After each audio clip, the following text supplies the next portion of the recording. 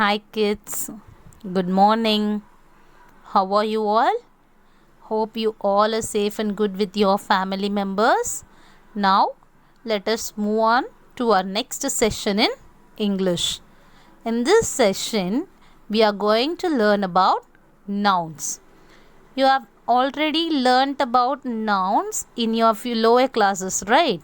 So, now we are going to learn about the continuations of that. So let us see what is nouns first. Nouns are naming words. They may be a name of a person, place, things, animals, or even an idea. So what are nouns? They are the naming words which we use to name the place or animals or things, or now even an idea. This is the new thing we are going to learn now, even an idea. So now let us see what are the different types of nouns we are going to see in this session.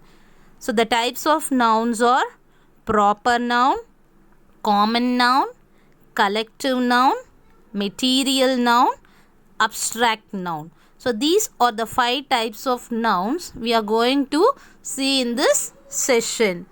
Now let us see what is proper noun first. A noun which denotes a person, thing or a place in particular.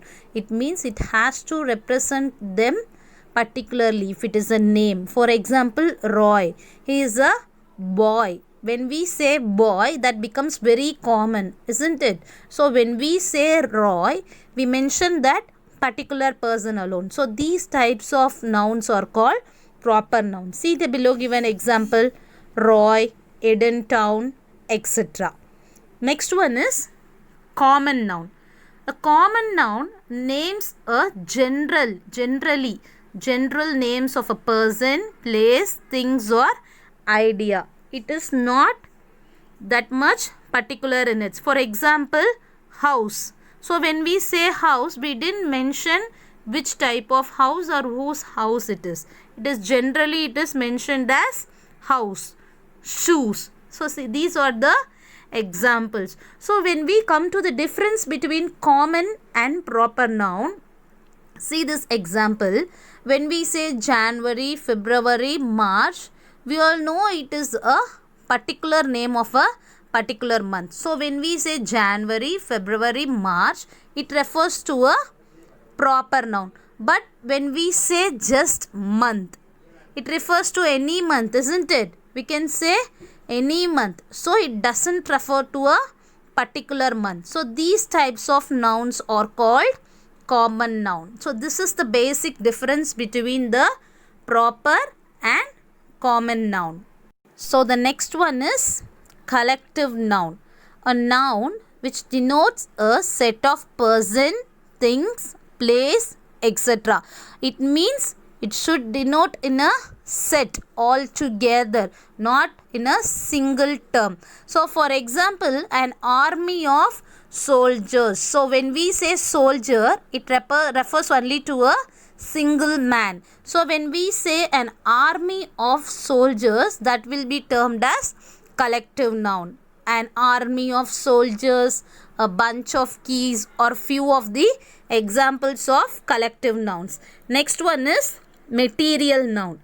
A noun which denotes the raw material of a particular product. For example, when we see a furniture, it is made of wood. So the wood is the raw material over there. Gold, silver, these are the raw materials. So these types of when we say a material, it comes under material nouns. The last nouns which we are going to see today is abstract nouns. Abstract nouns are nouns that you cannot see, hear, touch, smell or taste, but they are the ideas, they are the qualities, they are the feelings. That types of nouns are called abstract nouns. See the example: responsibility. Can you feel or hear responsibility? No, but we know it is the thing which we have to feel it. That is the thing we have to follow. So these types of things are called abstract nouns. So some more examples are justice, honesty. So which are the qualities which we have to possess. So these are called abstract nouns. Hope you all understood about the nouns and its types. So now I'm going to give you a small worksheet related to nouns. Try to complete it and submit it to me as usual before 6 p.m. Copy down it in a separate notebook and send it to me. Thank you. Bye.